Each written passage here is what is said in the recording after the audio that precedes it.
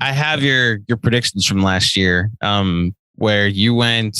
I'm trying to see if there's something egregious. Again, okay. What? You have the Knicks as the 3 seed. That I remember. That Yes. I was like, you know what? You want to get nuts? Let's get nuts. That was in the spirit of that exercise.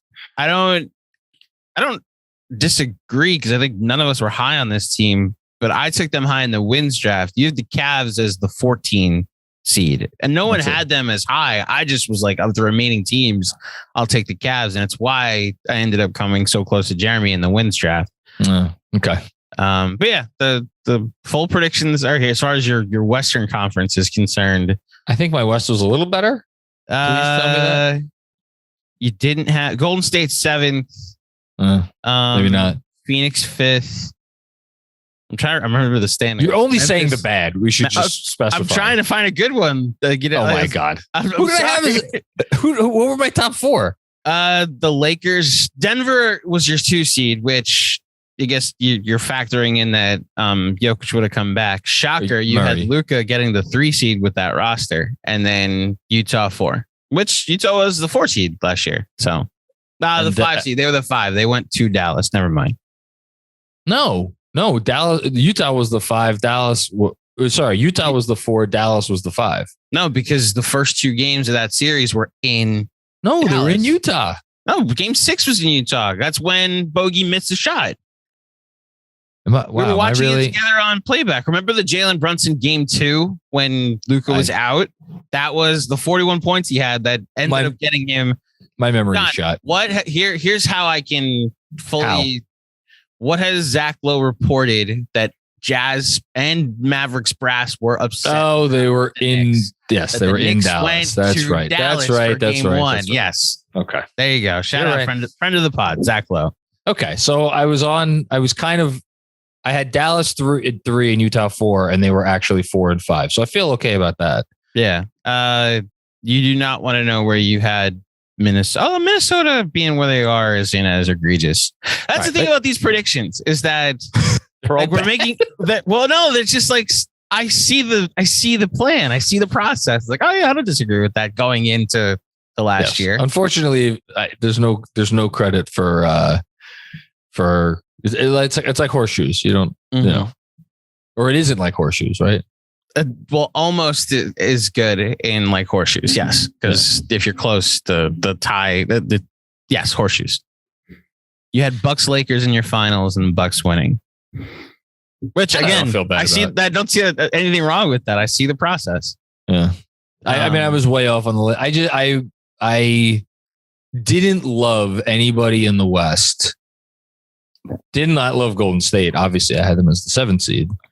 And I thought the Lakers would come out of the West by default because I didn't love anybody else in the West. And it's funny because looking back, like, I'll just say it now, and this may be a good entryway into this year. I think the Warriors got out of it. I think actually more looking at it, I'll even go further.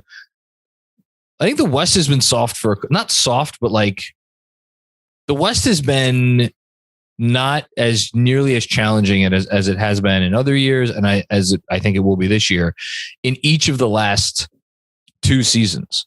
Because if you think about it, 2 years ago, Phoenix getting out of the Western Conference, what did they do? They beat a Lakers team that did not have Anthony Davis healthy after whatever it was the first couple of games, and then they beat Denver.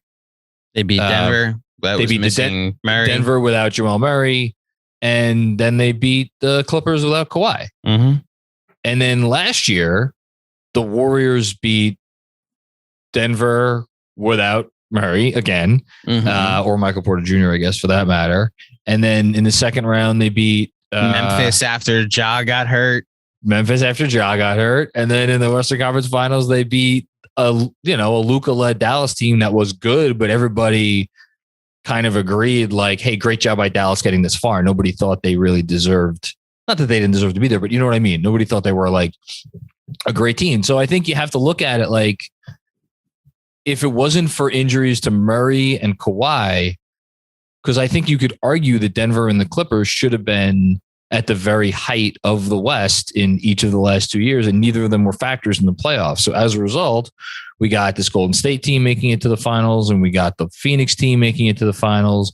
We saw Memphis, a very young Memphis team, ascend to number 2, in the standings. And like a lot of what we saw over the last few years, I think may change a little bit this year. So on that note, why do we do the West first?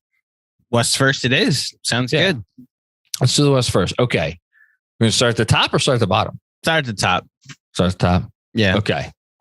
At the top, interestingly enough, I mean, I wonder if maybe this will change, because this is the number that I saw, and Media Day was, we're recording this on Tuesday, the 27th. Media Day was yesterday, at which the Phoenix Suns did not have a great vibe at their Media Day. Will this number go down because of a bad vibe? I don't know. It's at 52.5 right now, which is tied with the Clippers for first in the West. Feels a little high to me. I've completely become lost on how to discuss this team, how to predict this team. They brought back the same roster basically, except Jay Crowder's will not be back. And like Chris Paul's a year older, but they largely are running it back. And it's a team that won 64 games last year. And if you believe reporting from The Athletic, had a COVID outbreak going into game 6. So again, I don't know how to talk about this team, where it's like, why would I not predict that this team wins at least 53 games? But I also could see a world, as I said on the pod the other day, where why wouldn't this team just be the 7 seed? What's saying this team has a home court in the first round of the playoffs? So I think I had some Suns 7 seed vibes when we had a conversation at the beginning of the summer. I've backed off that a little bit. What I will say is that the Suns ended last year with a net rating of positive 7.5, which is like, it was the best in the league. Good net rating.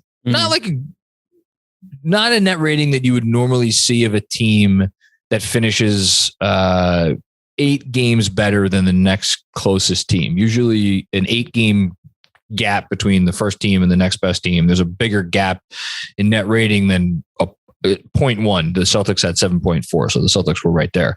Oh boy. Here's the thing. We've seen in the West before years where at least 7 teams won 50 games. And I'm pretty sure we saw a year where 8 teams won 50, or if not 50, then like the 8th team won 49. This feels like it might, what?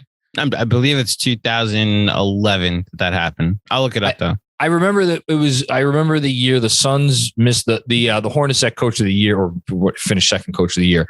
The Suns finished 9th, and they had either 48 or 49 wins. And I think there was the year after the We Believe Warriors upset the Mavs. I think they were also in the 9th spot and won either 49 or 50 games, whatever. We've seen years like that in the past. That's the point. 48. I was way off on the year, but it was the 08 Kobe season where, there you go. When he won MVP and then they lost to the Celtics, the 8 seed that year was a Nugget and they won 50 games. Okay.